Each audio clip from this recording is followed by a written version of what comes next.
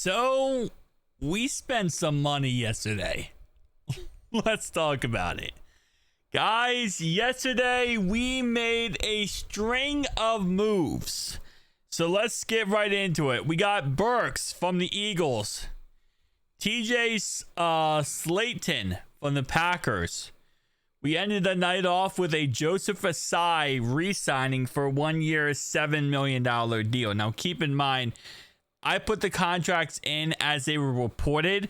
So pretty much, for example, BJ Hill's contract is $33 million over 3 years. That averages out to 11 a year. Now, I just put them in based on what their salary cap would be based on the number.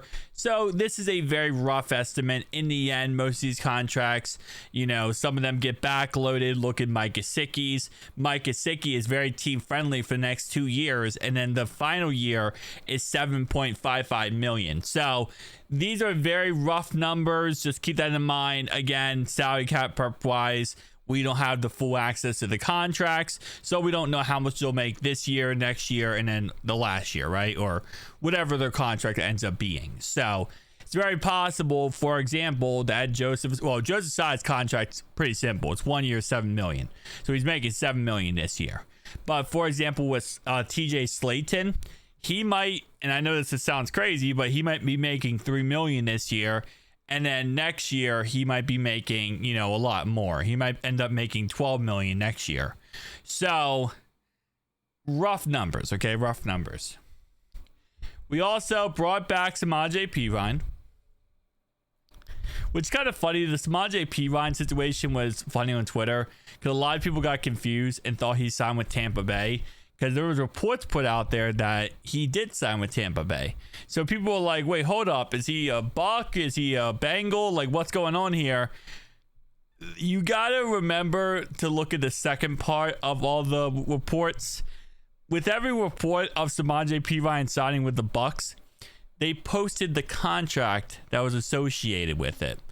And the contract that was associated with Perine in the tweets was 3 year, $22 million.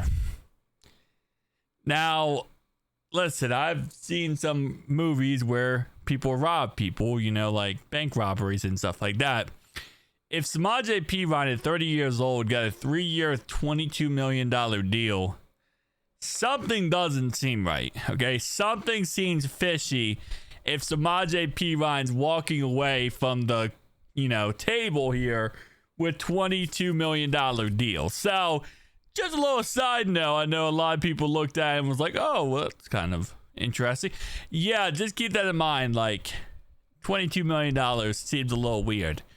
And then our last guy we got was BJ Hill for $11 million. Akeem Davis-Gaither did sign with the Cardinals yesterday, 2 years, $11 million. So we did lose Akeem Davis-Gaither. But we still got $18.2 million roughly. Again, roughly, keep that in mind. Could be up to $20 million. It could be, it could just be up to 20, down to 18, around that range. $1 million left. Now, when it's okay, 18 million, keep in mind that teams play around the salary cap. The salary cap's a lie. Okay, at the end of the day, you can manipulate money. You could push money forward. You could sign a player to a pretty sizable deal, and their salary cap this year costs almost nothing. The Saints, a couple years ago, they signed not Drew Brees. They signed Derek Carr to a $45 million a year deal. But the first year, because they were in salary cap hell, they made him take only $1,000 or $1 million, something like that. Which again, you can do. You can backload a contract. You can structure it to benefit you greatly. So even though, yes, right now it's a low number, we can always figure things out.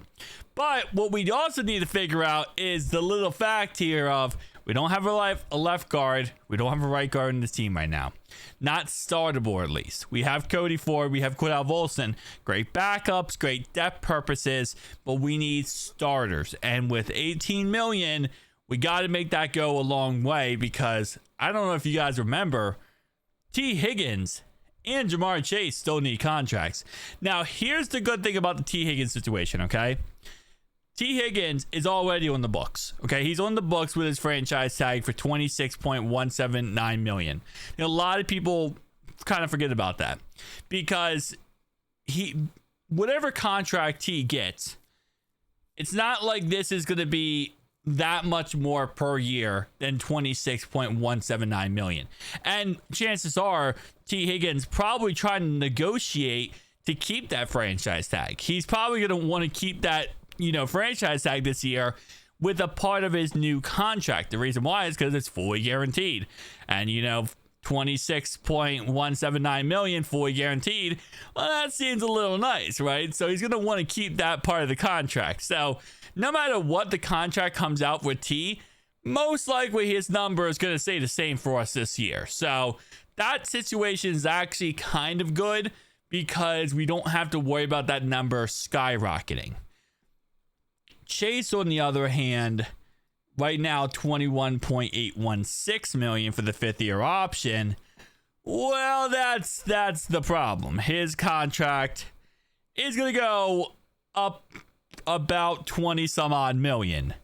His cap hit, theoretically speaking. Now, again, they could backload it, put in the signing bonus, prorate it, $100 million. Kind of like the Eagles did with AJ Brown. They gave him 100 million, or not 100. They gave him like 50 some odd million in 2030. You could also do that too.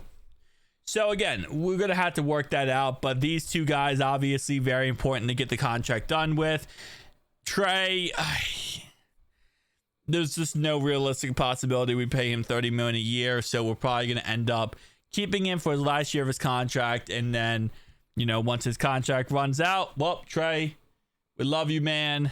You did great, but it is what it is. You gotta either go sign with a new team or hopefully maybe he'll come back for a reasonable deal. I don't know.